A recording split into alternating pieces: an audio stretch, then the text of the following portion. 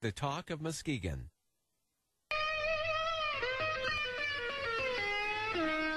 Well, you dadgum government, you sorry so-and-sos. You got your damn hands in every pocket of my clothes. Well, you Good morning, Muskegon. This is Eye on Muskegon, and I'm Jim Riley here in Muskegon's Clear Channel Studios with my friend, the superstar engineer of the Western world, the legendary Oscar Osbo, who brought me some nifty little toys that we will we'll bring out at our next show here.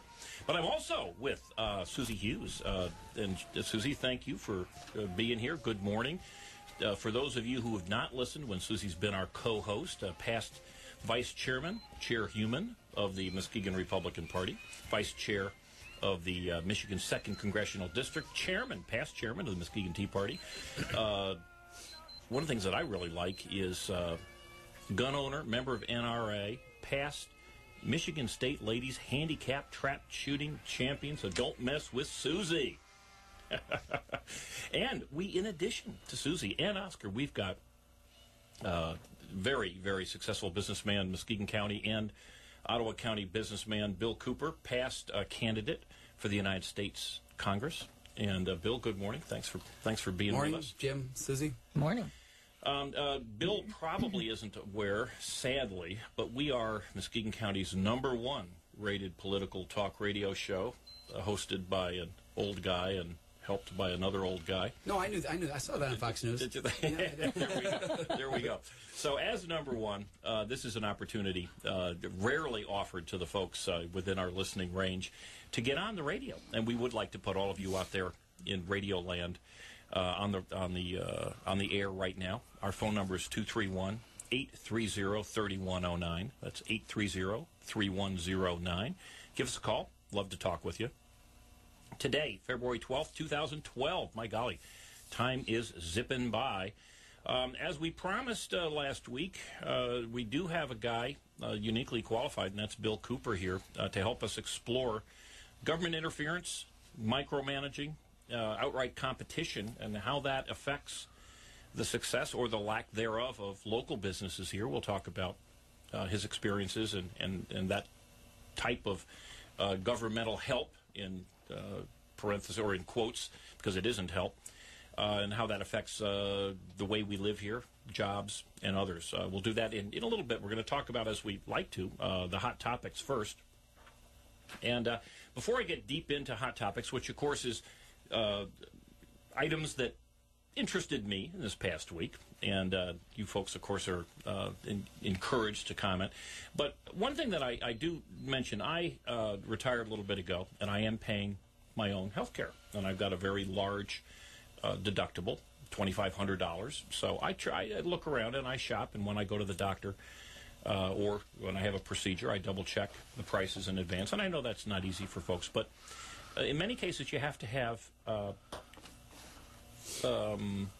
blood work, and that can get expensive. Well, Mercy Hospital, the Heart Center, has once a month, they have a cholesterol, lipid, and glucose screening. They call it the second Tuesday of each month, 7 to noon, and it's $6 for cholesterol screening and $15 for lipid. So it's cheap. Give them a call. Their number there is 231-672-3648, just to make sure that they haven't made a change there. But I have done that before, saved myself some money. Well, you also need to make sure that you do all the things right so that your lipid test comes out good, because a lot of those require 24-hour fasting. Oh, extremely important. Yeah, give them a call. Exactly, Susie. You just don't show up after you've had a 72-ounce cheesecake. Yeah, cheesecake for breakfast, which, of course, is standard fare for some folks here in Muskegon. So you want to maybe put that, as Oscar says, me.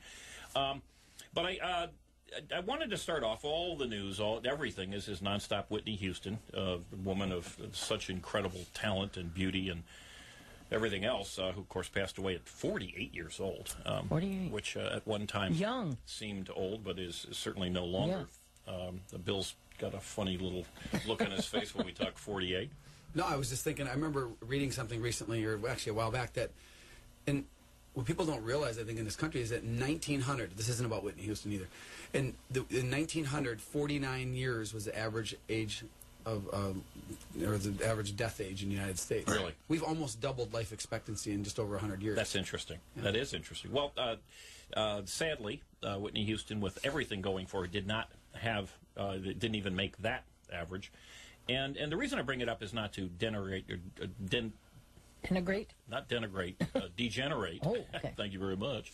Into Whitney, but it saddens me when you see someone or something that has really got it right.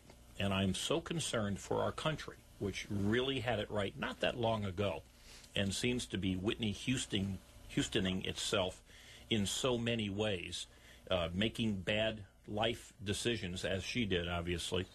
And our country is making so many of those similar life decisions. And you all know here, but I'll just announce just a bit because we taped our show last week. But I was in Aspen, Colorado. I was skiing this past week. Got in last night. It was wonderful. But when you see the world, the hyper rich, and you see the non hyper rich in a place like Aspen, it grabs you.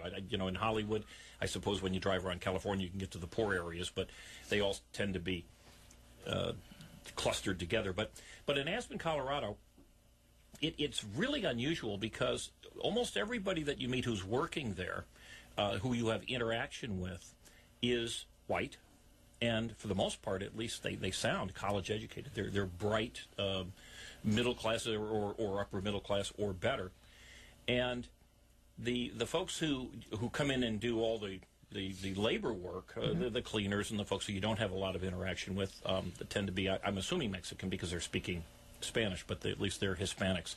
And in these folks are working hard. I don't know if they're legal or illegal. I would imagine some might be, but some of them are illegal.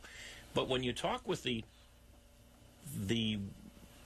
white Americans there, the young people, for the first time ever, and I've been going to Colorado for decades now skiing, they're asking older people, who are you going to vote for?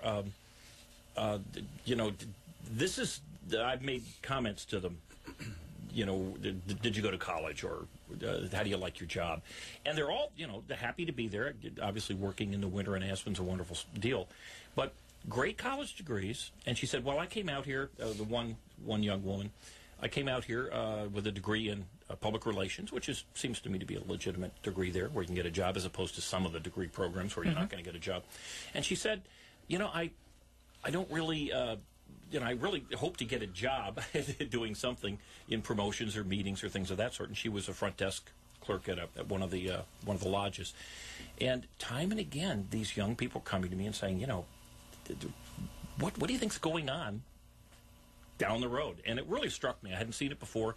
We walked in the Aspen Mall, which is a beautiful outdoor mall in the center of Aspen itself. The downtown area is quite small. Gorgeous, with the fur shops and all sorts of, antler furniture, $2,700 for an antler lamp and things of that sort. But we were struck by the fact that we heard more people speaking Spanish than we heard people speaking English. And we were there 2 years ago. It's just a new thing. So our country is, I hope, not going down the route that Whitney Houston is. Jump in, guys. I think you make a good point, but I think this is the perfect time for our young people to start asking those questions. Because now they are, as they look around at the country that they're going to inherit, they're scared. In 2012, November is the time for them to make a decision. So I'm glad they're starting to ask questions now. That would be my hope. I couldn't see Jim walking around there and talking about politics, though, on his vacation. Neither, Could you? Could you see that? I couldn't see that. It's a long stretch. Well, Yeah.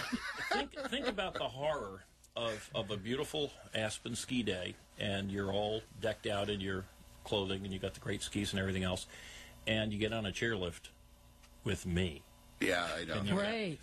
I've had nightmares You've got like literally that. a captive audience. There we go, baby. Yeah. And that's exactly what I in talking with this young gal. So, hey, I would add just one other thing. It had nothing to do with politics, but I'm old enough for Social Security, and my knees are not good. But this year we rented skis, and the technology, and this is to me the brilliance of the world, certainly in America. I don't know if this technology was uniquely American, but the technology of the new skis was such that literally all of us, we rented the same skis, skied better than we had in years. My quasi-brother-in-law, Bobby, said he hadn't skied this well in 10 or 15 years. I know I haven't skied as well in over 10 years with less pain and able to do things that I hadn't been able to do. So technology's out there, and it's wonderful what it can do for your life, and even for somebody who wants to ski. But we have that opportunity, and I certainly hope our country continues to embrace that type of opportunity. And moving within this same vein, maybe I shouldn't even use the word vein here, but I'm going to start off again. We're back to the hot topics, things that interested me. And the headline here is Illinois man gets 3 years in erectile pump case. And I'm getting strange looks from people here. I'll just read the first sentence. Bill's saying to himself, I came here for what reason? I just want to see this all get tied together now. It does tie together. I was kind of hoping for that, too. It does. With Whitney bring it somehow, around, Jim. too, right? It does tie together. An Illinois man was sentenced Friday to more than 3 years of prison for shipping unwanted penis enlargers to diabetes patients as part of a larger fraud scheme. Now, what he did was he went out and he purchased... Does this work? Penis... Folks, I'm beginning to be sorry I'm here this morning. That number to phone in. I thought you might know. That number to phone in is 830-3109 if you have anything to add to this conversation. But again, we will get there at some You just point. brought us some more questions. I'm glad you were looking at him when you said that, too. That was good, yeah. All right. He purchased these penis enlargers for an average of $26 from online sex What's shops. between us, Sissy? No, I'm glad I'm not any closer. We're talking business here. And then repackaged and shipped them to patients with information claiming the so-called, now they got turned into erectile pumps, helped bladder control, urinary flow, and prostate control. He then charged, he paid $26 for these things. He then charged Medicare an average of $284. He ended up with almost $400,000 of swindling out of Medicare. Now, he was asked by employees. Apparently, this came out in the lawsuit, or at least in the court action. He was asked the question, are we doing the right thing here? And he says, quote, "It doesn't cost the client anything, as the government is paying for it, and that the government would just print more money, so order more." And therein lies the problem, the mentality that we have in our country, and sadly in our county, which perhaps the whole point is being lost by talking about penis enlargers. And you know the only thing that really surprises me about that story, Jim, seriously, the only thing that really surprises me about that story is, oh wow, he got caught. Yeah. And we will be back shortly. Oh, don't you love me sometime?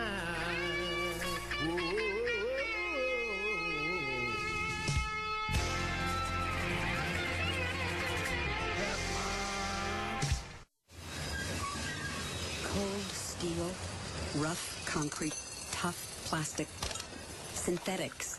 Today's world is enough to make us lose our real sense of touch and feel hundreds of miles away from nature. Luckily, that's not the case. There are places all around where you can get in touch with nature. At the National Wildlife Refuges. Here you can experience the warm, inviting touch of nature at every turn. Feel the smooth, gentle bark of a white birch tree on your fingertips. Walk barefoot on the smooth, water-worn river stones.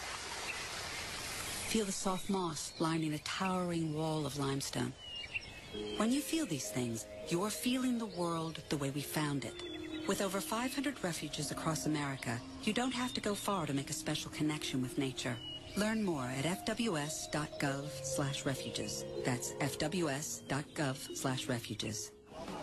Wow, this place is so adorable. I can't believe we haven't stopped in sooner. Yeah, it's really cute. Betsy, look at these sweaters. 2 for $75, and they look amazing on our girls. Maybe they would. I'm not sure if it's the right size. Oh, come on. You know they're perfect. What's wrong? Suzanne, I have no business being in this store. I should not be shopping. Things are really tight right now.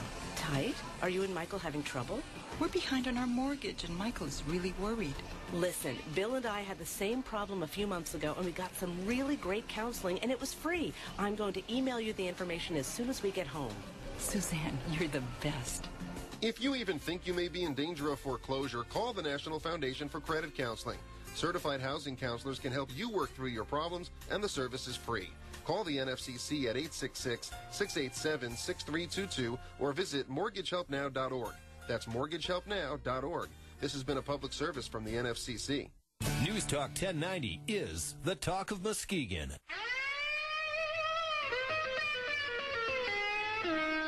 Well, you dadgum government, you sorry so-and-sos. You got your damn hands in every pocket of my clothes. Well, you dad. And we are back at Eye on Muskegon with Oscar Osbo, Susie Hughes, and Bill Cooper. And me, Jim Riley, your lovable, fuzzy little host. Pump person, yeah. Yes, pumped up. Pump it up. We are pumped up for today's show. Not nearly as pumped up as those Medicare recipients, but the pumping of or the deflating actually of your wallet and your future is going to be affected by this attempted pumping up. Bill, you had, I thought, a real interesting addition to this brilliant opening. I just think no matter what subject comes up, and we can talk about this being fraud, but the government was paying $234 for these, pumps, whatever you want to call them. But the conversation has to take place at some point. Is everybody then entitled in our country to a free pump? And if you make it into this country, not even necessarily legal, just if you're in this country, are you entitled to one of these pumps now? If you go through the proper channels. I think that's a very legitimate question, and the point is that people in the government who are making these decisions have determined that yes, everyone should have one of these if you want it. What it costs, be damned. Who cares? As the fella who got caught, as you say, was just shocking that he got caught. This type of thing we know is going on all over the place. What doesn't matter? The government's going to just print more money, and the term is other people's money, and the term I've come up with is other people's money syndrome, which is it changes the way that you behave. We all know when we go to the store or we're going to buy a car or it doesn't matter what we purchase, we look at the cost and we shop. That's the term. Shopping means to look at stuff and then compare the prices. And an item that happened just this past week really gets my bunions in a bunch here. Muskegon County's Public Works Board spends, the quote here is, spends slightly more to go local. And what in fact happened was that the Muskegon County Board of Public Works had to buy some vehicles. I don't know if it's a truck or a car. And as not surprisingly, almost everyone there decided to vote to purchase locally rather than to purchase for some bids. I think one was Grand Rapids and one was some other place out in the area. Now, the reason this is an issue is because the county board had struggled with this for a while. Remember, it is other people's money. And while it's nice to buy local, and I'm all happy for buying local, but it's not their money. And when they go out and violate a policy, which they had in place in the past, which is... And they actually just renewed in 2012. Yes, okay, there we go. Yeah, they just renewed this policy, so it was very clear that if you're going to submit a bid to Muskegon County, an honest bid, because these bids take time, you've done it, Susie, you're in your business, right. In building, and I know Bill's probably done the same thing, but you do it with the idea that they're going to be honest with me. I'm going to take the time to respond to the request for bid. I'm going to fill out the information. I'm going to send it in, and they've promised me that they're going to go with the lowest bidder. Well, they've just violated this for the first time, I think, in a big way. And it's not huge money, but I think in a big way in 2012. And the reason this is negative is that in the future now we're going to have fewer bidders. Oh, without a doubt. On the services. Why waste your time pulling in all those favors and going to all of your subcontractors and getting the lowest bid and then not even be accepted? Well, and to me, it really highlights the problem that Muskegon has, is that they are not we are electing people who do not seem to have the ability to understand that there are repercussions for the decisions that they make. And I just a note, there are 2 commissioners that voted against doing that. Commissioner Jim Derazinski and Commissioner Alan Jagger. Both of them voted against going. Well, not using the low bid. the interesting thing is you're correct. But on one of them, in addition to Derazinski and Jagger, Marv Engel also voted against one of the purchases, but then he voted for another one. So the article didn't say specifically why he decided to kind of cross the line there. But what struck me was one of the commissioners who voted to buy local, he said, quote, he says he prefers that the county look at bids on a case-by-case basis, not a specific policy for local preference. Now, the problem is, if you are a supplier of goods and services to Muskegon County, now you have no clue what the rules are. You can go out there, you can provide the lowest product and service, and still get kicked in the buttocks because the people here at the county have now changed all the rules without even making up a new rule. Yeah, if you want to go local, then put it out to Muskegon County businesses only. There's a real good option there. But now you've told Muskegon County businesses, bid whatever you want. We'll get somebody else to, bid so you got an idea what's going on, but we'll give it to you anyway. Well, exactly. And one of the awful things here is that the lack of any common sense is that we're a small community. We've got a really big community near us called Grand Rapids. They buy stuff. If we are going to play by these bogus little, we're going to protect our turf rules, then the other communities are going to have the same type of rules against our producers of products and service. And I couldn't even find out, and I did ask some questions. Why did they even ask the Muskegon bidders if they would match that price? I would have been against that policy too, but I think if you're going to give it to them, you should have given them the option to match the price. It was not a whole lot of dollars. Well, County Commissioner Jim Derazinski said, I'm reading from the article here, said he believes the non-local bidders will eventually stop bidding if the county makes this a habit and could lead to higher prices. Oh, without a doubt. Thank you, Mr. Derazinski. What freaks me out is that something as simple and logical as this could have been brought up, and still he just got voted right out there. Right. He finishes up here. Where do you draw the line? These out-of-town bidders will just stop bidding. I think it's going to cost us. Folks, you get what you elect.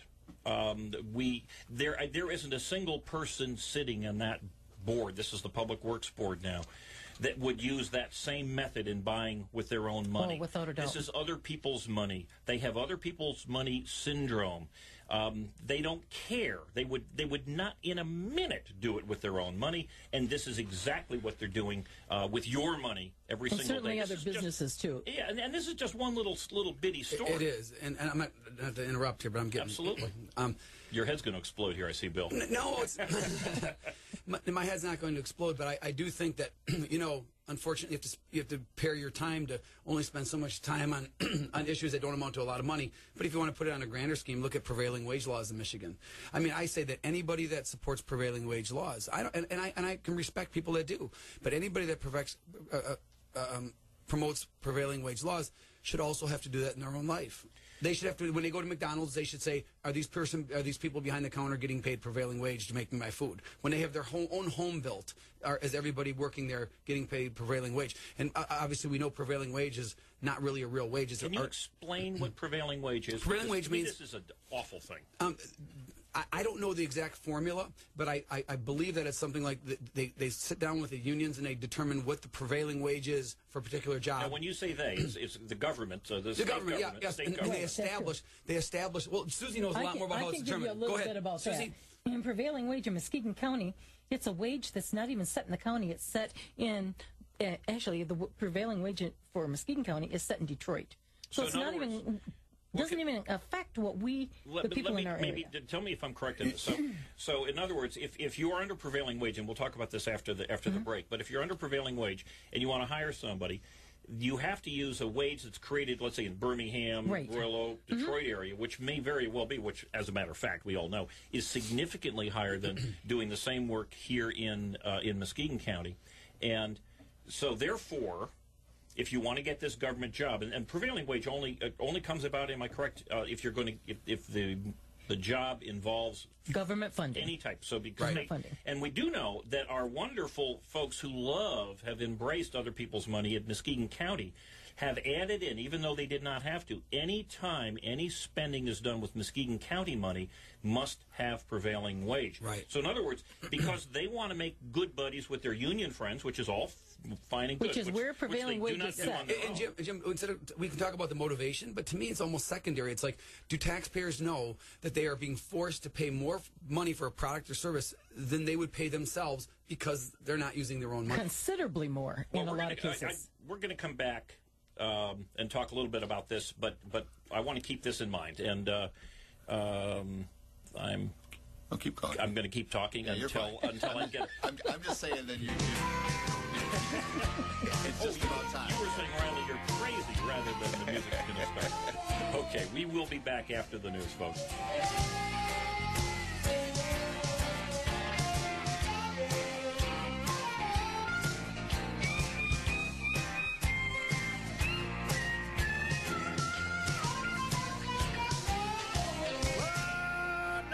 Love me sometime.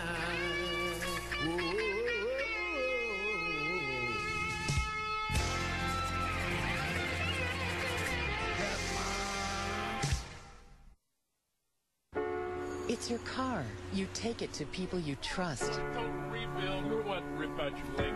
It's your finances. You want to go to the experts. Cut your payments by 50%. We've got to find a way to get out from under this debt. We can help. The National Foundation for Credit Counseling is a nonprofit organization that has been helping people for 60 years. Speak with a counselor today at 800-388-2227 or visit debtadvice.org. This is a public service campaign for the NFCC.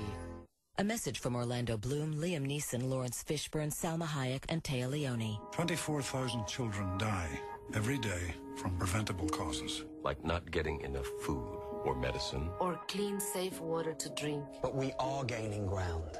A generation ago, twice as many children were dying. Still, 24,000 every day? I believe. I believe. I believe that number should be zero. Believe in zero. Join the effort. Visit UNICEFUSA.org. In the streets below, traffic had stopped. Pedestrians were lying on sidewalks and curled up in doorways. There was no sign of violence, no wrecks, nothing like that. It was as if the people in New York had simply decided to stop whatever they were doing and pass out. Ice coated my stomach. The invasion has started. To find out what happens next, read Percy Jackson and the Olympians by Rick Riordan. Explore new worlds and check out more cool books at your local library. And visit read.gov. Brought to you by the Library of Congress and the Ad Council. Hi, I'm Jenny Garth. Heart disease is something I live with every day. It runs in my family, and it took my dad's life. So I'm choosing to speak up, and so can you. Tell people how it's the #1 killer of women. Tell them one woman dies every minute from it, and that 80% of cardiac events in women may be prevented if you make the right choices today. Join American Heart Association's Go Red for Women. Speak up to save lives at goredforwomen.org. The Talk of Muskegon is News Talk 1090, WKBC Muskegon, and heard 24 hours a day on WOOD HD2 Muskegon. I've been right where... America had just gone to war when Felipe Adams volunteered. I knew what I was signing up for. I knew the consequences. I took a bullet to the side and left me paralyzed. For Armando de la Rosa, the Navy was a chance to serve and see the world. I got medically discharged in 2001. Armando and Felipe were brought together by a unique organization that serves our paralyzed veterans. If there was no PVA, it'd be a lot of confusion. Our training is to better the veteran. We help out with the auto grant, the special housing adaptation grant, education, prosthetics. Our main focus is spinal cord injury and disease, but we see anybody. First thing he had asked me before he even asked my name was I being taken care of as a veteran? And I thought that was pretty good. Changing lives, building futures. That's Paralyzed Veterans of America. To learn more, visit PVA.org. I can solve difficult problems for a Fortune 500 company. I can run a successful business. I can manage your home improvements. I can publicize your message. I can motivate your audience. I can put my military experience to work for your company. I can teach your children. I can boost your bottom line. I can add value to your workplace. I could be a loyal and productive employee. But I can't put my skills to work for your organization if I'm not given the opportunity. If you don't recognize my talents and ability. If you don't hire me. If you don't have an open mind and a workplace that's open to everyone. If you don't realize that America works best when everybody works. What can you do? What can you do? What can you do?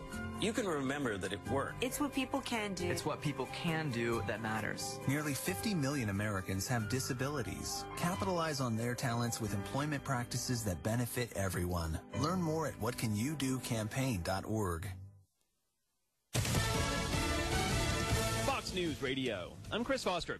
Fans are still outside the hotel in Beverly Hills, California, where the singer Whitney Houston died yesterday. I feel like I lost a family member. She was 48 years old. No foul play suspected in her death. An autopsy to be performed when the police reports are done. Last night, there was a pre-Grammy party at the same hotel where Whitney Houston was found dead. And within hours, a tribute was pulled together for the pop star who was expected to attend the event. And when all my strength is gone. Tony Bennett reportedly performed a special song at the party to celebrate the singer's life and incredible voice. And tonight at the Grammys, Jennifer Hudson is set to be confirmed to pay homage to the 6-time Grammy winner in a last-minute tribute. And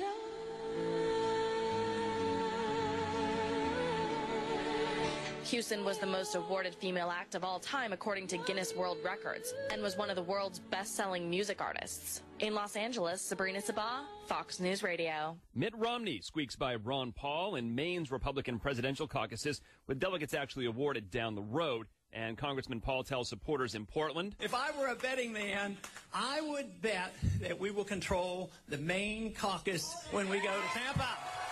That's the Republican National Convention in August. The Arizona and Michigan primaries are next, 2 weeks from Tuesday.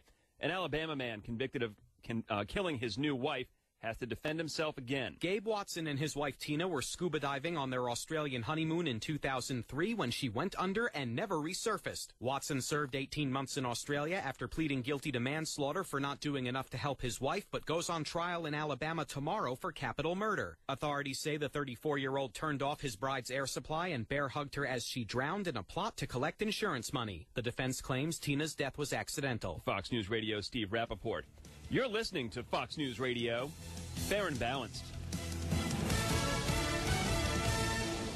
Here's the official News Talk 1090 WKBZ forecast. For today, a few lingering snow showers and flurries at a high around 30. It'll continue to be windy. Northwest winds 20 to 30 miles an hour. Occasionally gusts over 40. Clear skies tonight, a low of 24. Northwest winds 20 to 30. And then mostly sunny despite a few afternoon clouds tomorrow with a high around 35. For Tuesday, a chance of snow in the morning and high around 35, and then partly cloudy on Wednesday. News Talk 1090, the talk of Muskegon.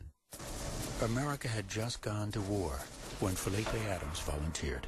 I took a bullet to the side and left me paralyzed. For Armando de la Rosa, the Navy was a chance to serve and see the world. I got medically discharged in 2001. For injured veterans like Felipe Adams, there are veterans like Armando de la Rosa ready to help. Our training is to better the veteran. Paralyzed Veterans of America, changing lives, building futures. Visit PVA.org. WKBZ. Well, you dadgum government, you started sowing sows. You got your damn hands in every pocket of my clothes. Well, and we are back at Eye on Muskegon. This is Jim Riley. I'm with Oscar Osborne, Susie Hughes, and businessman extraordinaire, Bill Cooper. Susie, you had some points, and maybe you could just extrapolate a tad. As we welcome Bill Cooper to the show, I just wanted to remind everybody that not only has he been a businessman in Muskegon County, started a lot of businesses, hired a lot of people, but his business now, the AMG Business Center, gives new businesses a chance to, for a reasonable rate, start their office, have somebody that takes care of their office, answers their phone, accepts their packages, gives them a place, an incubator, if you will, type thing to start their new business in, and without him even having to hire an employee. It gives other people the chance to hire employees and then grow their business. That's really a great thing, Bill. I can't tell you how great that is. Thanks for the. I didn't make that a condition of me showing up for the show, that you get promotional. I'm listening here and I'm thinking, my God, he snuck in a commercial. I didn't even do it on purpose. It just happened. I went to the bathroom when you're and living Bill right. and Susie huddled together. No. Here we go. But you know what? I appreciate it, and it is. I think Susie's point is really cool because it truly is a business incubator. And since we are talking about it, Bill, can you? It's not an ad, but explain just a little bit what AMG does, because more than any other person I've seen around, you have been an incubator of business, and this is a way that shows private money, for-profit business can help build businesses here in town. Jim, the struggle I'm having right now is that you asked me to come here to talk about politics. So now I have my political hat on. So I would rather transition from my business incubator and how the government makes an assault on businesses. For example, it is a business incubator. You can rent an office there, have a professional. You could walk in and in 10 minutes have a receptionist, have a fax machine, have an office, have an address, and it's $300 a month or $350 a month with all your common utilities and everything else. It's a really nice place. So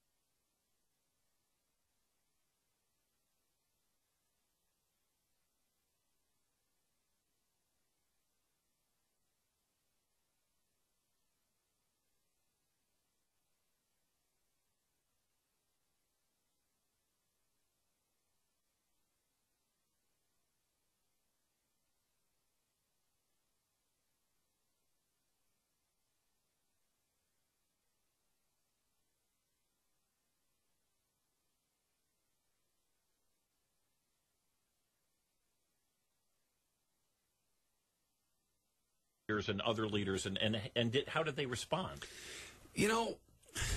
No, I guess. I mean, I've talked to Cindy, and I really like Cindy Larson. I'm speaking about from the chamber, and Cindy and I are friends. So yeah, I spoke to her a little bit here and there, and I actually met with those people because they were looking at my building as, this would be really a great idea if it wasn't already done. And there's any humor in that or the sarcasm, but no, I really didn't because, I'm not trying to. I'm not saying I'm not trying to brag, but whatever I've done, I've really done without getting involved with the government. And the government has always been a hindrance to me, or it's been something that you have to deal with. It's never been something I've relied on to help me. Does that make sense? Yes, it does. But let me ask you this: you've had significant success in Muskegon County, like so many entrepreneurs who have been in other places in our country. But you've had printing business and the health club business and AMG and many, many other things. So it would seem to me that if I was a government person, let's say I was on a county commission or I lived in the city or I was at the Chamber of Commerce, and I was interested in bringing business in here, I would go to somebody who's already had lifetime success and failures, or like you say, or at least less than success. I would go to somebody like you and say, "Hey, Bill, we're trying to do this. What are the things that are working that we're doing as government people? What are the things that we're doing right? What are the things that we're doing wrong?" Government people come to you all the time and ask you those kind of questions, right? You're serious? Well, we started off with penis implant. No, exactly. I'm sure nobody does that. No, I don't know. Everybody's just trying to do their job, and in their defense, they're just doing their job, and they don't always know who to go to and whose opinion do you listen to. I don't know. And you say I've been successful, but then I look at some of the tenants in my building, and you probably know some of the people I'm referring to, and I look at, and on a relative basis, I've been not that successful. There's people who have been really successful, but that's a relative term. I feel like I've done reasonably well, and people have said to me before, how have you been successful in Muskegon? Because it's a tough town to make it in. And I always have this little quip. I say, it's not hard to make money in Muskegon. If you just get up earlier, stay up later, work harder for smaller margins, you can do really well. And sometimes when they think about that a little bit, they go, wow, that's kind of funny, but it's, I've never really been that engaged with government until I ran for Congress. I was kind of outside the system. Does that make sense? Yes. And so my successes have really been outside the system. And like I alluded to a few minutes ago, I don't want to talk about government like it's this big, bad, evil thing. I'm not a conspiracy theorist. I'm just saying that government in general, to most small business people, and I'm not speaking for large business people because I have the same issues with big business that's connected to government. Crony capitalism. Depends on government, survives because of government. I'm not talking about them. I'm talking about the people that make up almost 100% of any job growth our country has had in the last 3 or 4 years has come from small business. And those are the people that I don't apologize for being biased. I am biased towards small business people. If you said to me, hey, tell me who your heroes are, what athletes do you really like? And I'd say, no, really, I'm not just saying this. My heroes are small business people. My heroes are people that survive in a world that has a 90% failure rate. 90% of all small businesses fail. And not to jump, I'm just jumping around. I'm going to keep going until you stop me. But even like just another little point. I was listening recently. I heard somebody ask the president or somebody representing the president, well, don't you think that investment capital should be taxed at the same rate as earned income? I heard that. Oh, good Lord. But let me, and I thought about that, and I'm so frustrated because I'm waiting to hear this take. I'll listen to Rush, I'll listen to this show or that show, and I'm waiting for somebody to say, they say, no, it shouldn't be, but I don't think people sometimes really consider the realities. Explain it, because I think it's an important point. Okay. When you work and your employer promises to pay you $15 an hour or whatever your rate is, he is obligated by law to pay you the amount of money he said he was going to pay you. And at the end of the pay period, you get your check. That's it. With investment income, if you're going to invest money, Jim, and you were an investment advisor, he's a pretty successful one too, and he knows that if you get an 8% return on your investment, that's a pretty good return, right? Yes, absolutely. But what a lot of people don't think about is that if you save up all your money, and it's after-tax money, you've already been taxed on the money, and you take your, let's just say, $1,000, and you say, I hope I get an 8% return on this $1,000, you stand a chance of losing all $1,000. Plus, sometimes you can lose even more than you've invested. So if you're going to invest $1,000, and especially with small business people like me, for example, not only did I, let's say I saved up $100,000 and invested it in my building, not only could I lose my $100,000 100%, but I also run the risk of, because I have to personally sign, because I'm a small business person, not a publicly held company, I have run the risk of them taking my home. I was just going to say that. I run the risk of them taking my car. I run the risk of me sitting there with my wife and 3 children out in the street because of a risk I took. In my opinion, why I say small business people are my heroes is because I believe that those are the people that have made our country what it is. The risk takers are the people that made our country what it is. And to say that we're going to take, you're hoping to get an 8% return on investment. Now we're going to tax half of it, and now you're going to get a 4% return on investment. And we still want you to risk 100% of the money. We want you to take that risk knowing that your chances of failing in this country are 9 times greater than your chances of succeeding. Well, the people who advocate... Does that make sense? Yes, it makes perfect sense to me, but the people who advocate these increased taxes on risk capital, and those people who support them because they're jealous of those who might succeed, as opposed, they look at that 10% and they say, my golly, that's everybody. They don't understand it. Therein lies a very serious problem. And one of the reasons I invited you on the show today was that you told me a story about the Spring Lake Aquatic Center that really struck me. You told me it a few years ago, but could you just retell that story?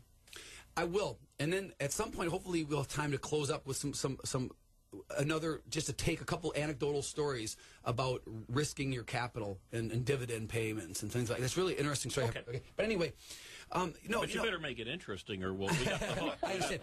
Okay, well, what I would say is, I'm not maybe as critical of government as some people are, because I don't think they're evil. In fact, I think we set the bar too high for government. I think that's one of the problems for the populace is we set the bar too high. We expect government to be so efficient. We expect government to be good. We don't ever consider that these people are just, they're not spending their own money. And so I think we set the bar too high for government. And that's why, because government is not that capable of being that efficient, that we should try to avoid using government wherever possible. And yet the good folks in Spring Lake said, hey, we ought to have an aquatic center. And Jim, I'm gonna catch you by surprise here. I'm going to say I support their decision.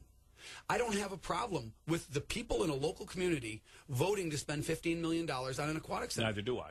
I think if the people in that small community say that we want to spend $15 million of taxpayer money on an aquatic center, that's their prerogative. I'm not criticizing anybody for voting that, but what I will say is when I read an article in the Muskegon Chronicle 2 or 3, maybe 3 years ago today probably, I saw this picture of this little girl coming down a water slide, big old cheesy grin on her face, and I kind of superimposed my daughter's face coming down that water slide. I thought, that's so cute. So I read the article about super success, Spring Lake Aquatic Center. They're making money. They're living large. And I read the article, and I never saw one place in the article the other side of the equation that I don't think people always realize. In fact, if people in Spring Lake realized the other side of the equation, they might have taken pause before they voted for it. And the other side of the equation is? The other side of the equation is that they spent $15 million building a taxpayer-funded aquatic center that they thought that the manager thought was making money with 800 members. I was in that industry for 15 and a half years, so I understand the numbers. And I just kind of looked at it and shook my head and said, you can't make money. And at $50 a month per family or something, and I thought, they can't be making money, but they thought they were. But I thought, do you know that Norton Pines pays $240,000 or somewhere thereabouts in property taxes every year, right down the road?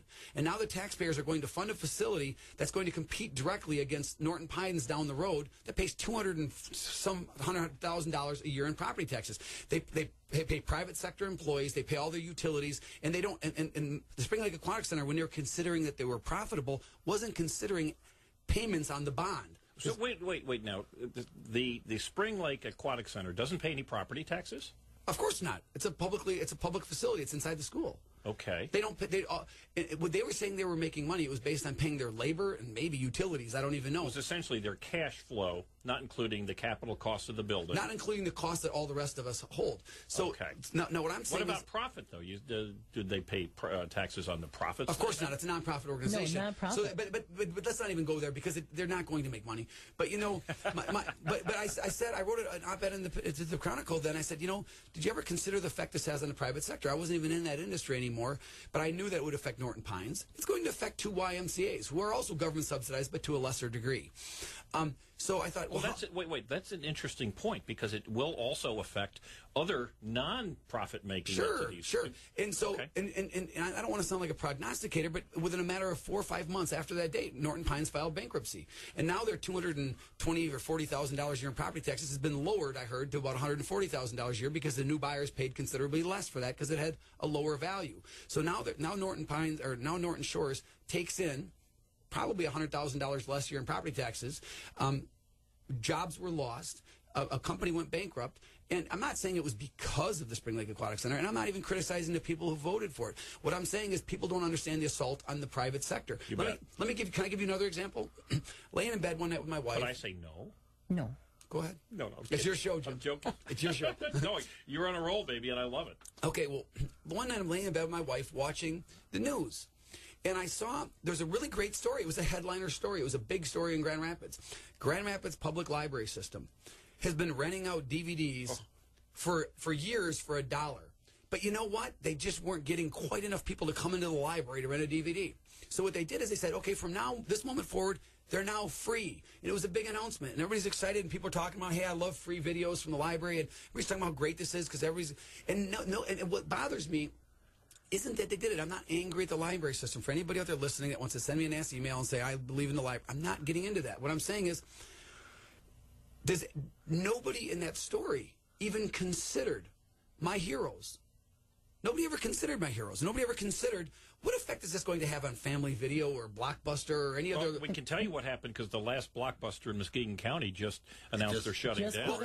Just this past week. How can we expect people... How can we expect companies that pay property taxes, pay wages, support communities, how can we expect them to survive when we have a public library who I believe their mission is improving literacy in our communities? But now they determined that they have an extra mission to hand out free DVDs. And I thought, well, how does Family Video... But the part that bothers me isn't that they did it. It's that it was never even recognized or acknowledged what effect this might have on the private sector. And that's what really, really, to me, I think, if you said to me, Bill, you're king for a day, what's your first... you have to, commercial? Oh, go ahead. No. What's your first action you're going to take? I would say make teaching capitalism in the free enterprise system, the system that's created more wealth than any other country in the history of the world in a very short period of time, teaching that in schools. Our children just don't know. They get out of school and they don't even really understand capitalism. They understand it so little that when the news story comes out,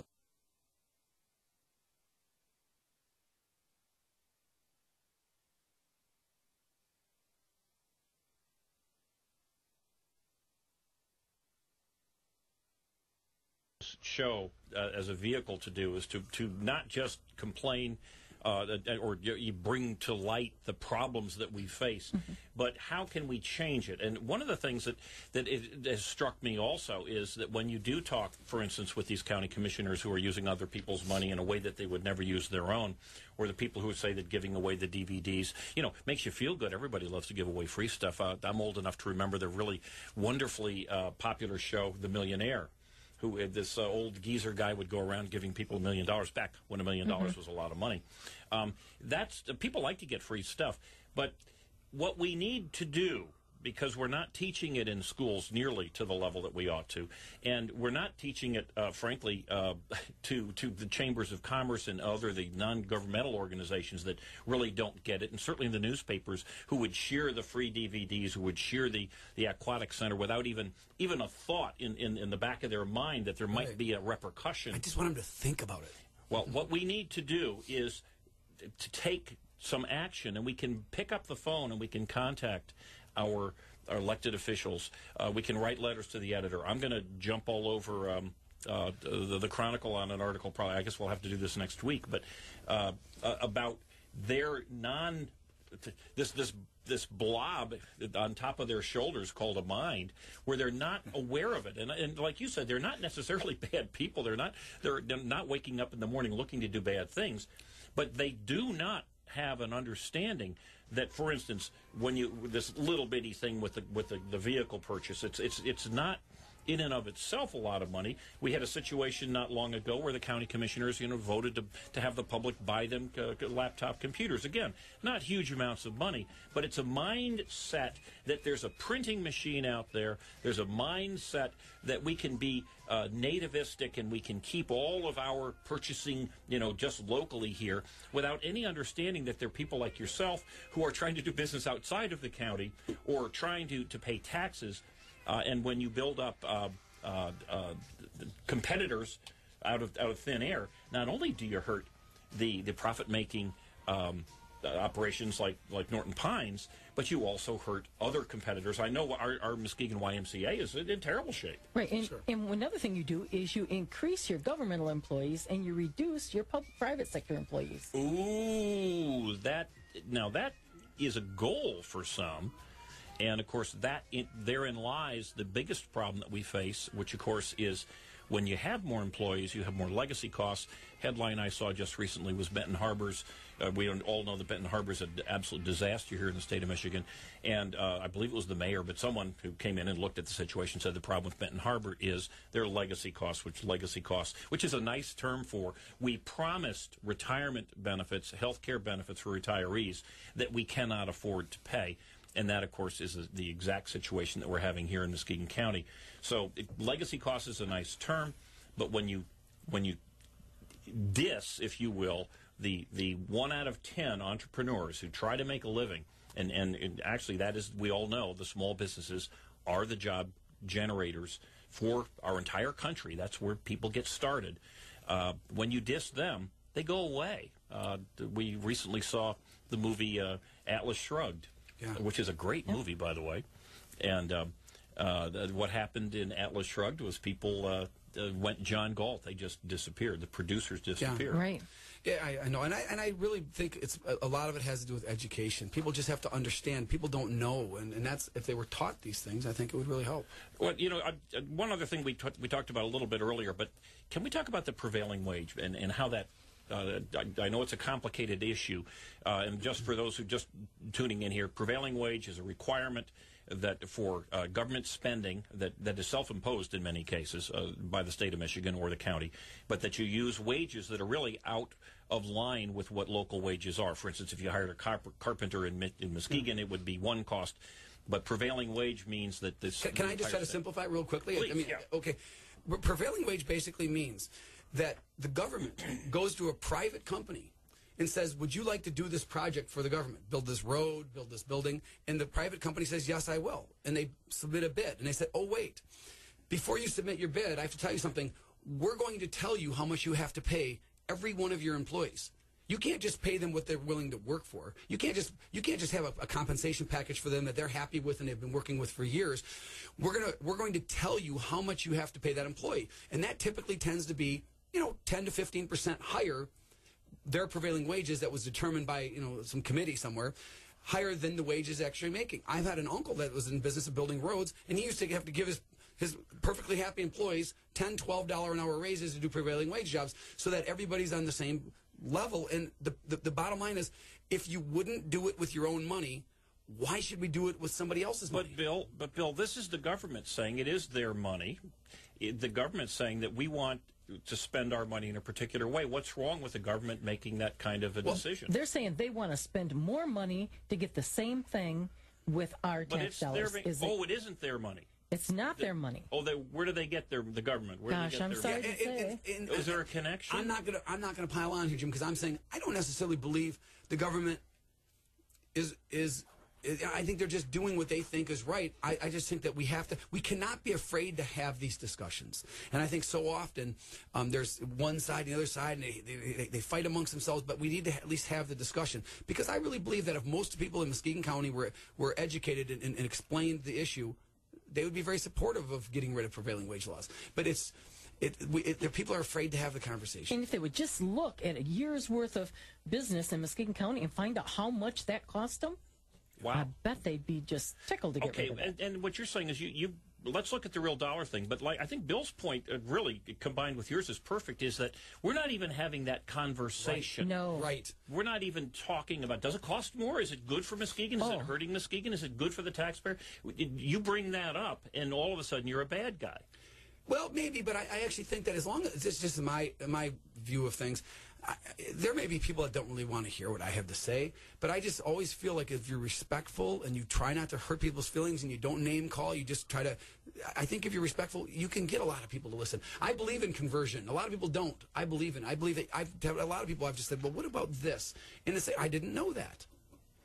Well, I'm not so sure. I know. See, well, the you want to throw down, don't you, Jim? the reason I say that is that we, the people, the Tea Party folks, and taxpayers as a group have for years now, decades, said stop the spending. Not just to the congressmen and the senators and the president of the United States. We've been saying it to the newspapers. We've been saying it to the county people, and yet, because we have been respectful and because we have not, done what the Occupy Wall Street people have done, where they go in and they defecate on police cars and they make a ruckus and they get front paged. We, the people, have been ignored because we're not getting enthusiastic. Okay, now I'm going to argue with you a little here. Okay, no, we haven't.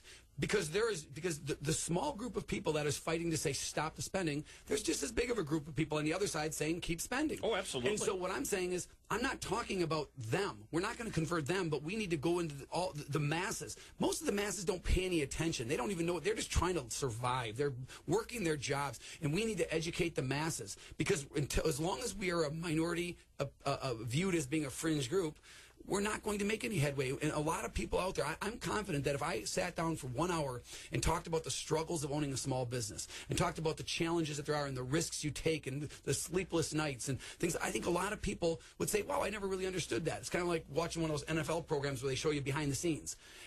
I don't think a lot of people really understand. And so in my opinion, it's education. That's why I said if I was king for a day, the first thing I would do is say, we need to teach capitalism and free enterprise in schools. And if we're going to we spend more money teaching diversity and tolerance, and I'm not dismissing those things, but we spend more time on those issues, I think, than we do talking about the system that's created the greatest, strongest economy and wealth in the history of the world. All right, well, let's talk about something that a lot of people don't like to talk about, which is Renaissance zones, or at least they like to talk about it in glowing terms.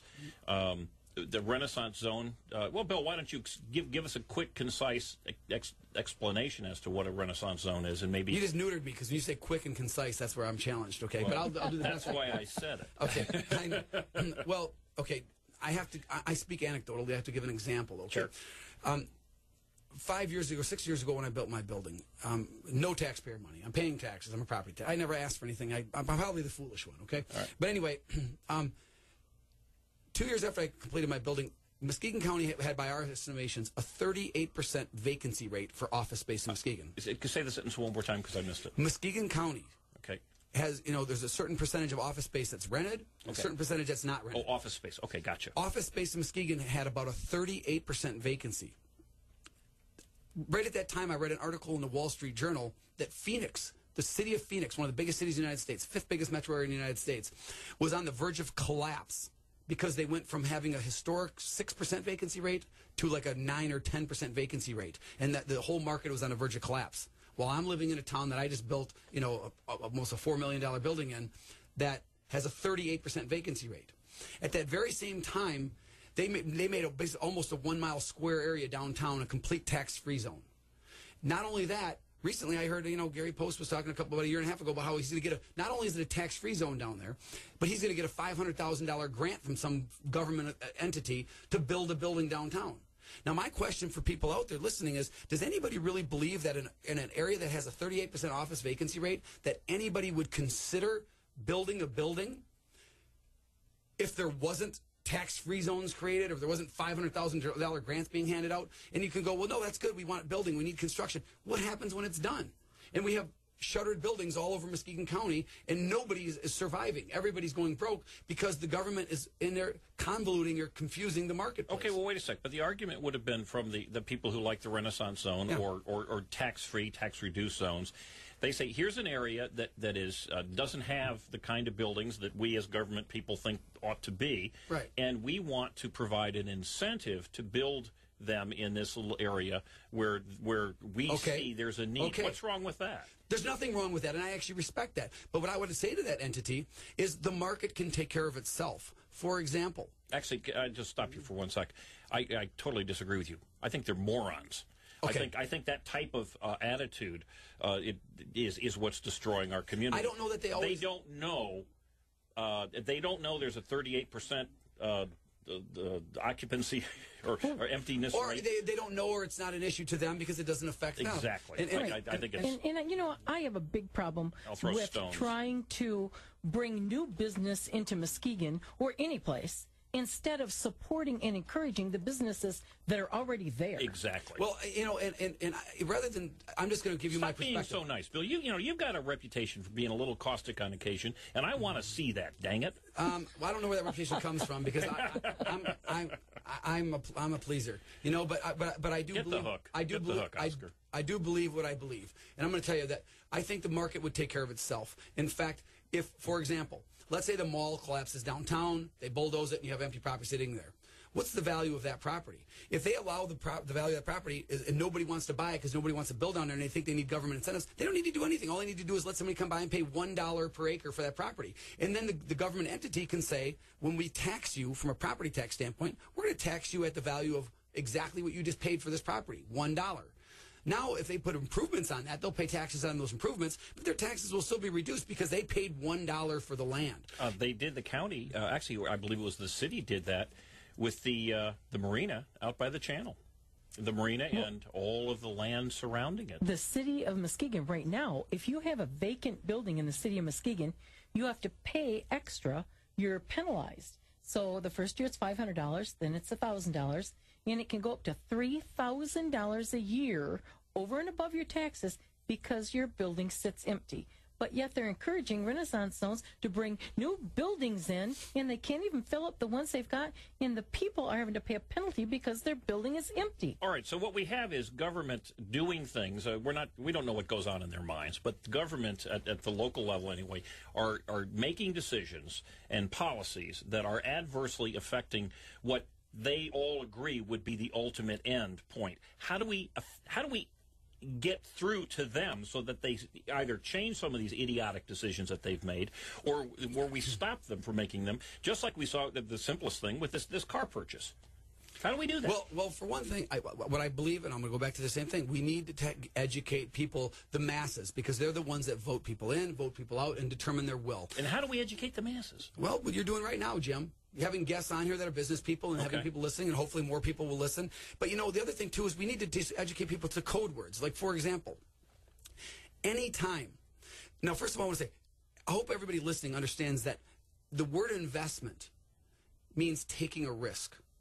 If you're going to invest in something, typically you have to take a risk. That term has been redefined by government types in the media. But any time that you ever hear any politician or any government official use the word "we need to invest," that means they need to spend money, they need to risk money, they need to risk capital. And then you have to ask the follow-up question.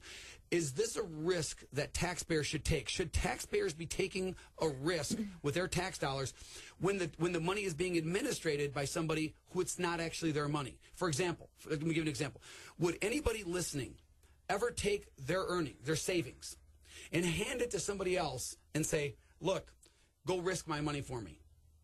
Don't tell me, just go risk go invest or go risk my money for me. Spend it the way you want, not the way I want. And another thing, too. There will be very few or little repercussions or consequences to you if you should lose that money. Certainly. No individual would do that. No. And there's another story that will be breaking tomorrow about another solar energy risk that our government took with taxpayer dollars, like the solar industry. The government is taking risks, and I don't use the word investment. They're taking risks on new technology, and my thought would be, what place do our tax dollars have in being risked by people who have no consequence for losing that money? Yeah, and let me just go one other thing on that, Bill. One thing that, and I'm not sure if you realize this, but as we attend the county commission meetings, we find another thing that goes along with we need to make an investment, and it's called no effect on the county budget. No effect on the county budget does not mean that you did not pay for it. You pay every single penny of it in your taxes to somebody else. Maybe not the county, but somebody got your tax dollars. There are local taxes, there are state taxes, and there are federal taxes. Let me just extrapolate on that just a tad, because what Susie says is I think, really important to understand. The county government, and I'm sure it goes on with other municipalities, uses the same mindset that Bill used with the aquatic center, where they said, we are making a profit after only so many weeks. It's purely on a cash flow. It doesn't count for the cost of the building, doesn't count for the fact that they're not paying property taxes, and in fact do require city services and things of that sort. And what happens with the county is they may hire somebody for, let's say, $75,000 a year, and let's perhaps say that they get a grant of $75,000 to cover that person, and then they will say there is no effect on county budget. Well, that's because they're not counting any of the, quote, legacy costs of the benefits, the retirement benefits, the current health care benefits, and things of that sort, nor are they counting in the fact when that grant expires, they're not going to get rid of that person. So they play this little three-card Monte game with us poor citizens out here because we don't quite understand it. And as Bill, you just said, which I thought was really cool, you know, when government uses the term investment, it's an entirely different definition of the word investment than when someone like Bill or Susie and you and your husband and your family have used in the past. Right. Well, when you invest money, you run the risk of losing 100% of it. When we go home at night, Bill and I both, and in our business, we go home at night and we worry about everything about it, because when something goes wrong, that's my money I have to put in there. That's my house. Well, it's your house. It's the future jobs for our young people. So we will be back in just a little bit.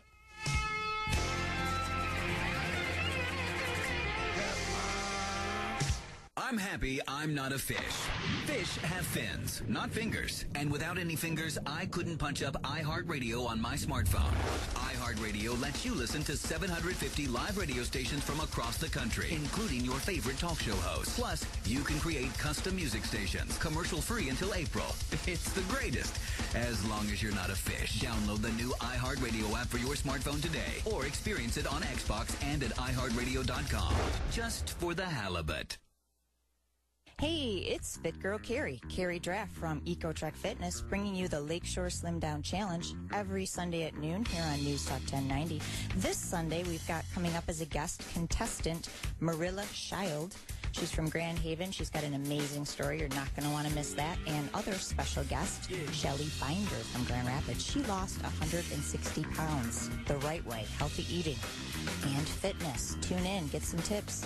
That's News Talk 1090 WKBZ. Thanks, Grand Rapids Magazine and Holland Sentinel readers for again voting Macatawa Bank #1. As a West Michigan locally owned bank, our resources stay local to help neighborhood residents and businesses grow and prosper. That's right. All of our decision-making is done right in West Michigan by experienced bankers that are committed to helping you achieve your financial goals. Stop by any one of Macatawa Bank's 26 convenient locations and experience for yourself why we continue to be voted the #1 bank in West Michigan.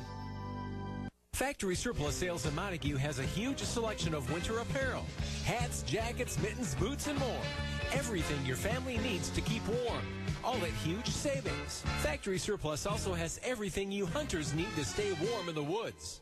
Guys, we know you like to procrastinate. That's why Chalet Floral is staying open late this Monday and Valentine's Day. Chalet Floral carries over 60 varieties of fresh-cut flowers and roses in every color, as well as the ultimate roses that are 4 feet tall. Other great gift ideas, too, like jewelry, stuffed animals, balloons, and Muskegon-made chocolate. Chalet Floral can also deliver. Call 755-1805 and she'll be the envy of the office. Open until 8 this Monday and Valentine's Day, or beat the rush Sunday 11 to 4. Chalet Floral, corner of Seaway and Hackley in Muskegon.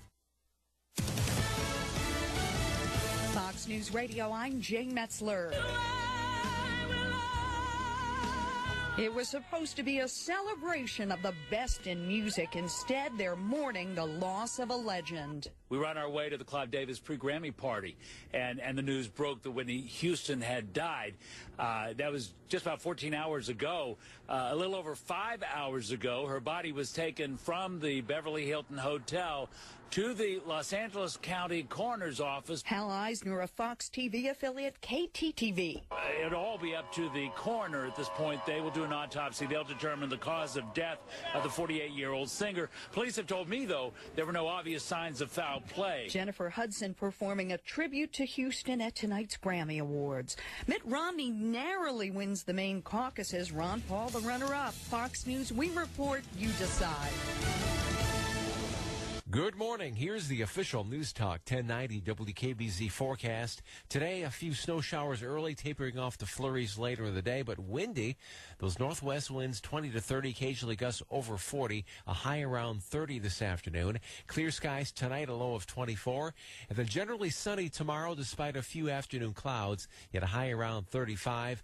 And it looks like we'll see some snow on Tuesday in the morning with a high around 35. News Talk 1090 WKBZ, the talk of Muskegon. The Talkin' Muskegon program can now be heard live every morning, Monday through Friday, 8 a.m. to 9 a.m. here on News Talk 1090.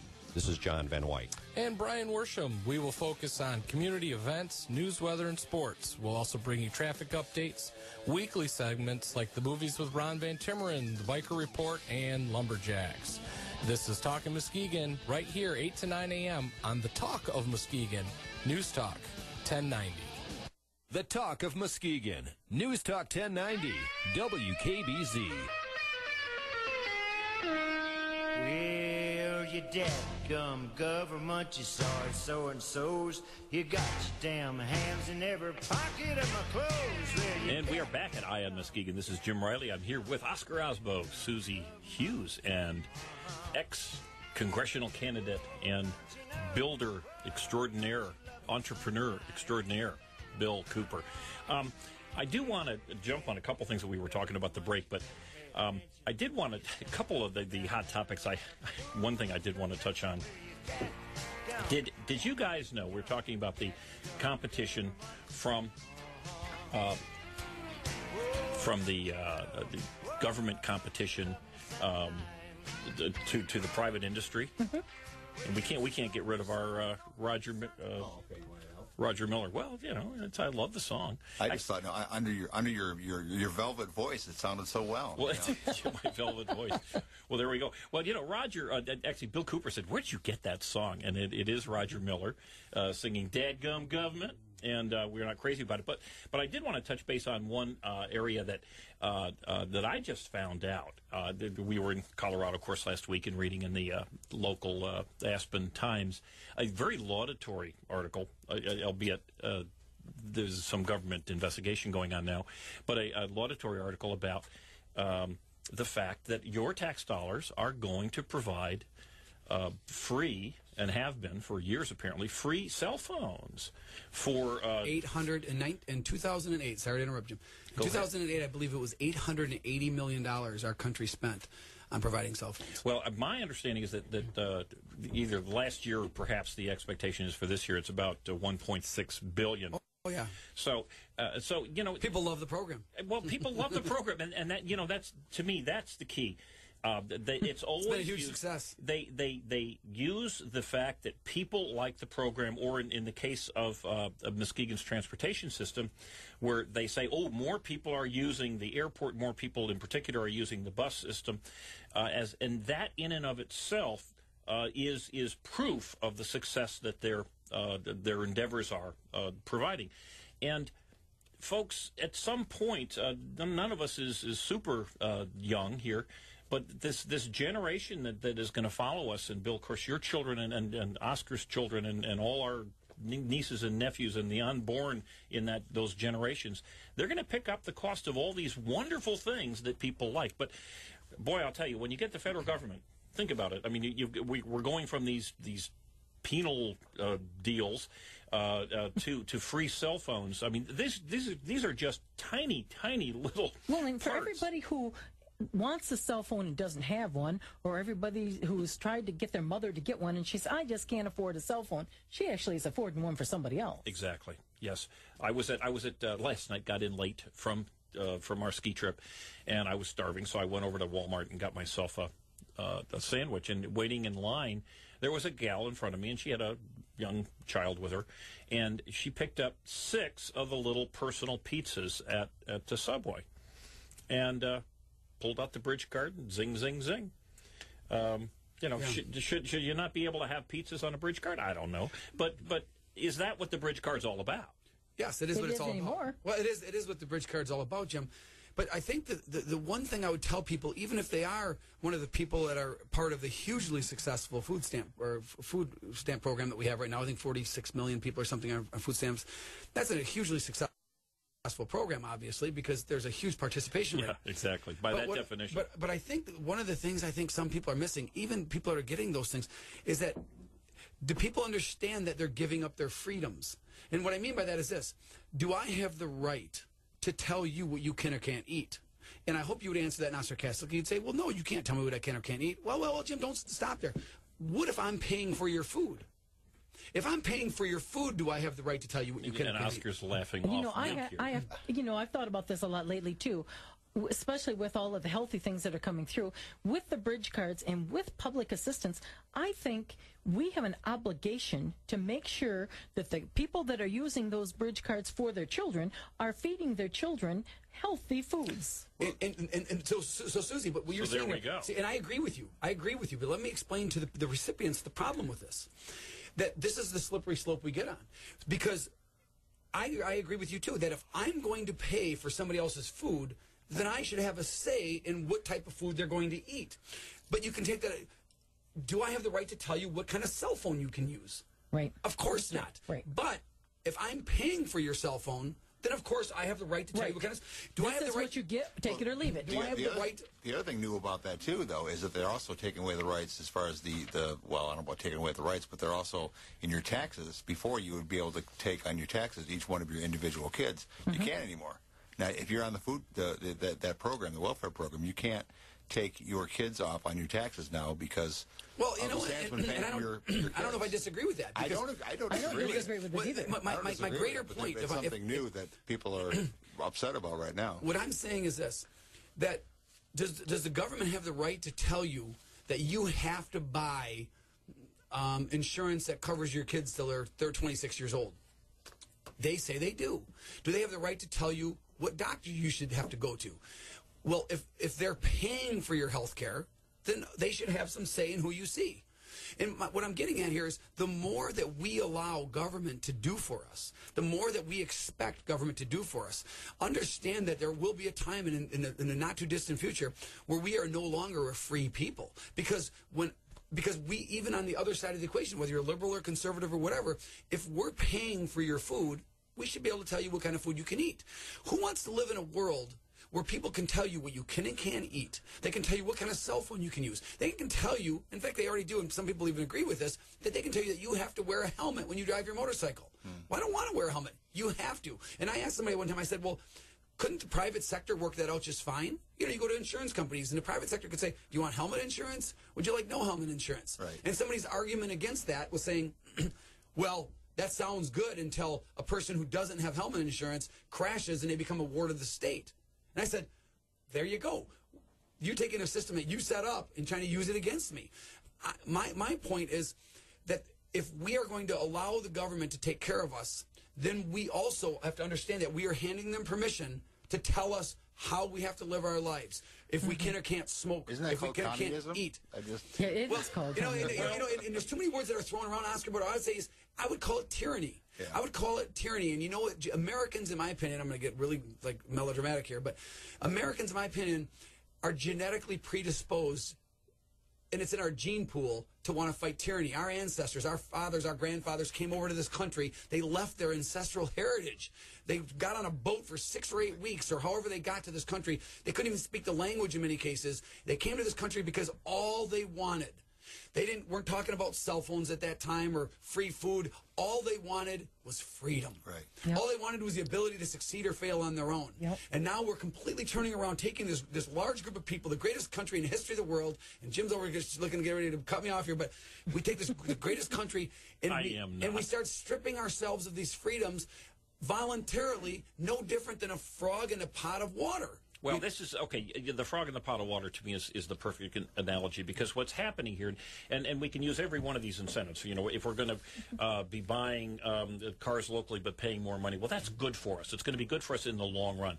If we are, in fact, are going to be giving cell phones, well, that's going to be good for us, because and it'll save money in the long run, because people who would be ill will be able to call and all these types of things. The problem is that when the government makes promises, or let's say it's a Renaissance zone, the downtown will blossom because of our Renaissance zone, not only do they not take into any kind of consideration the repercussions that may arise from all this largesse of money that doesn't even exist any longer, to the point now where we're using quantitative easing, which is buying our own money. But the problem is that there's never, like it is with you, Bill, every single year, and you, Susie, there's never any reckoning on an annual basis is, okay, you made all these promises, how did it work out for you? And what happens is, if you're a private business, you have to reconcile at the end of the year. You pay taxes, you do an annual report, and you then find out, are you going to survive for another year? In the government, doesn't matter what the level is, and I was struck by another headline, or at least something in an article in the Chronicle last week.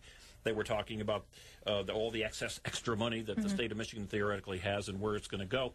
And the article writer said something to the effect that, given that our schools don't seem to be doing the job, that's a strong case that they need more money. Now, in the real world, when you fail, that isn't a strong case to demand more money. But that's the funky upside-down world that we're seeing day in and day out. That, matter of fact, with the Renaissance zones, as an example, if it's failed, that is in and of itself proof that we need to continue and expand them for the future.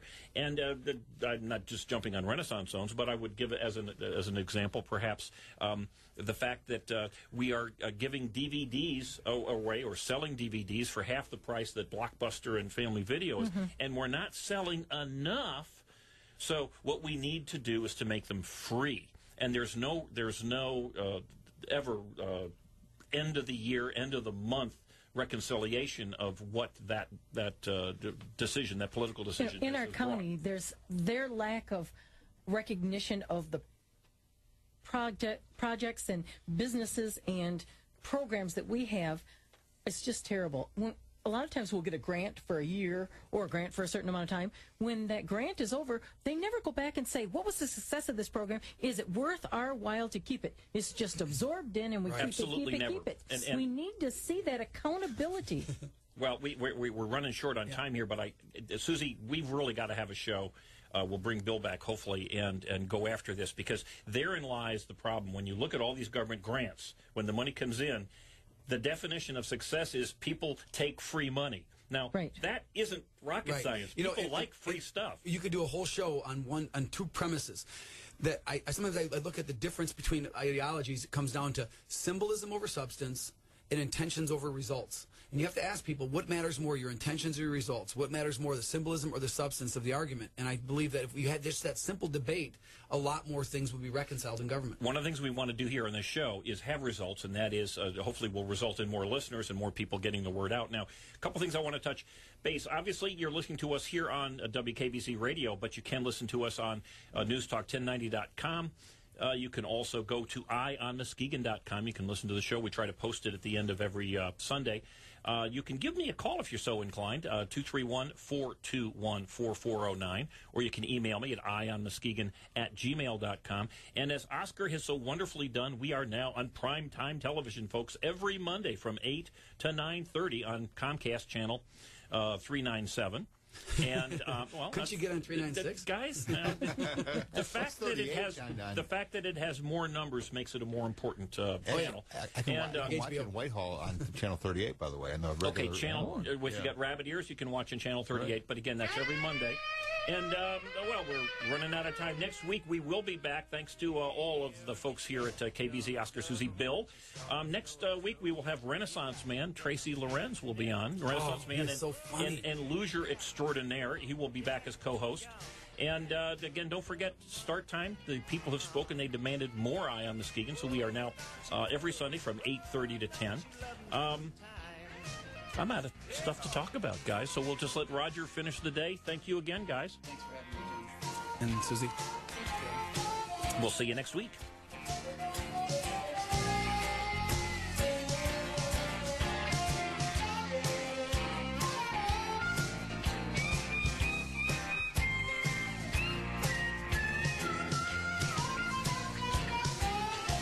Oh, don't you love me sometime?